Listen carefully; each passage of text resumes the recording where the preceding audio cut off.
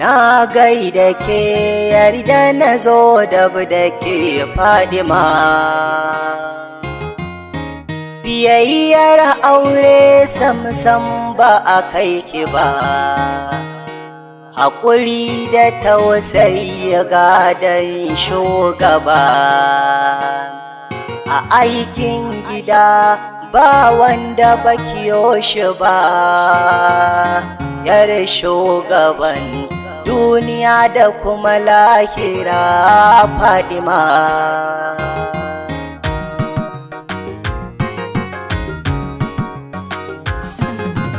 Mata ku ji tsoron Allah tun wuri, kar ku je ku shagalta, ku bi aure shine zai muku zani har gidan aljanna.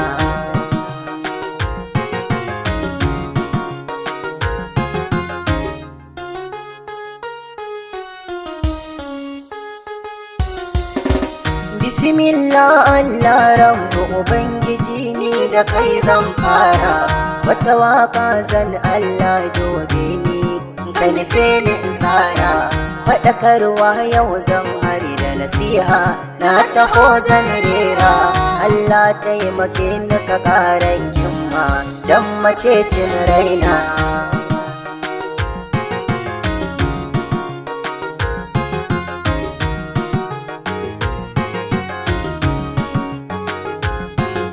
Rabbana na yi roƙo ka ƙaira salatuka a gurin kyakkyawa, shi kaɗai ne ka zaɓa ba shi da tamka kuma bai da ɗagawa. Shi ya ce abi aure shi ne sunnar da yake nunawa, alfahari yake wa sauran al'umma da yawa zai nuna.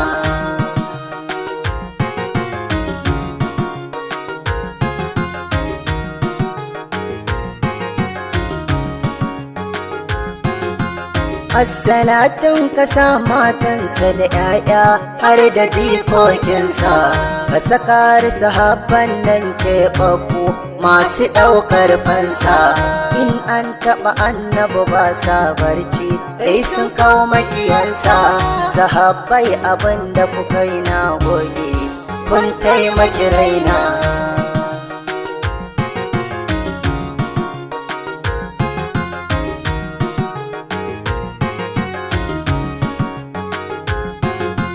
Ga nasiha da zan yi gare ku a mata, kar ku yo jayayya. Faɗakarwa ta yau zan a gare ku, ba batun jin kunya.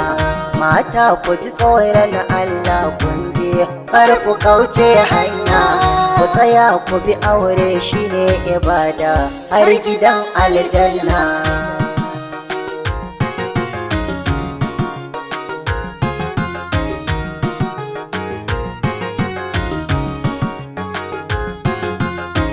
Wani zance ne na ma'aiki na ji da ya je Isra'i, ya ce ya ga mata sun shiga kunci suna ciki na bala'i.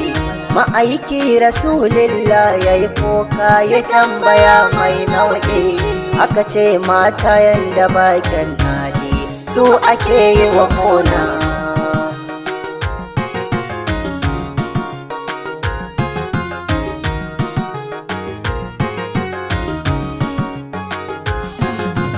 Ko kun san wani mataye ne wannan, zan faɗe su guje su. Akwai wasu mata sun shiga kunci suna kira ajiyo su, suna neman wa zai cece su amma ba mai jin su. Ma'aiki ya ce so kwasuwa ne ake ta yi musu kuna.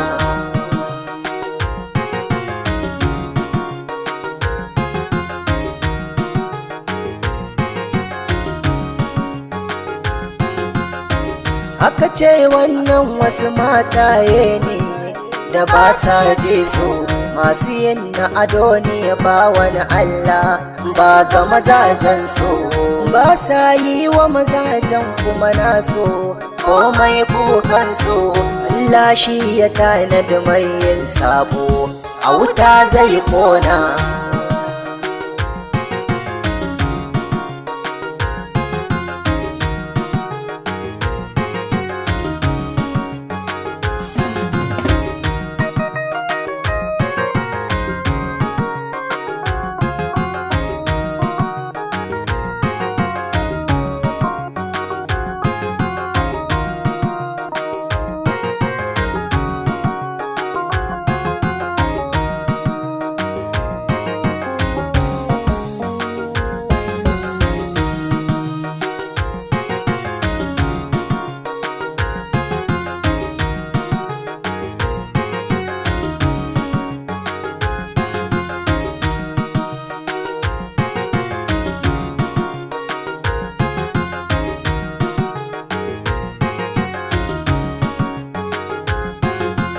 sai ma'aiki ya ƙara gano wasu mata dogon wando a gunsu na narkarkiyar wata dalma ce ma tana ta ƙona jikinsu a wuyansu akwai wasu sarƙoƙi ma duka an ɗaura jikinsu ma'aiki ya yi tambaya a gare shi aka ba shi bayana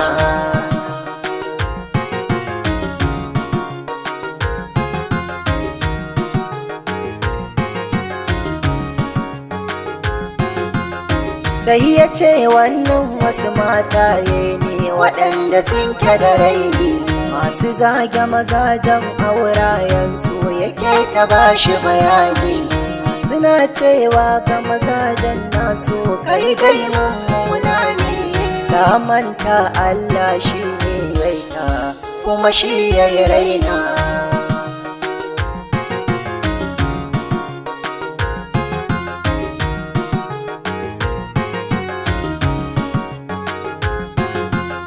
sai na ƙara gano wasu mataye ma a rataye gashinsu ƙwaƙwalwarsu ta yi bala'in zafi tana ta ƙona jikinsu ma'aiki ya ce su kasuwa ne ba rahama a gare su sai ya ce wannan wasu mataye ne suke buɗe gashin kansu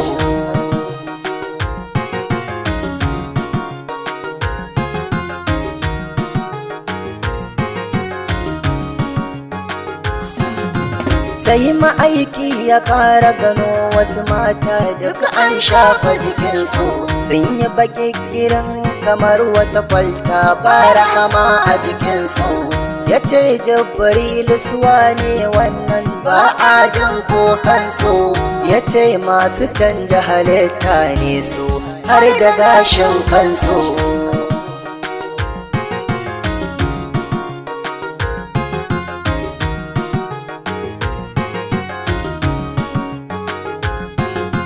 sai ma'aiki ya ƙara gano wasu mata fuskarsu ta yi wani muni ta yi baƙiƙirin sun kama wuyansu kai abin ya yi muni ba kuyar maƙogwaransu suke ya jibrili ya yi masa nuni ma'aiki ya ce so basuwa ne aka ba shi bayana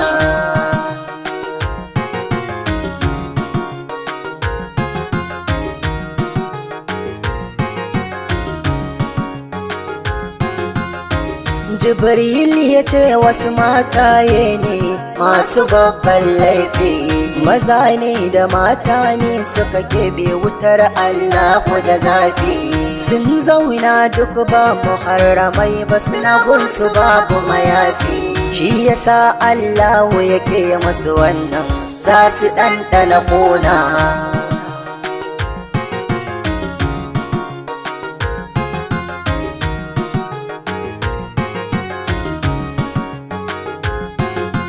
sai ma'aiki ya ƙara gano wata mata jikinta kamar na jaki amai da kayinta ya zama siffar alade ba a kai mata ɗauke akan ta narko ne aka ɗora guda 1000 kaji jan wani aiki wannan ita ce wanda take gulma munafuka mummuna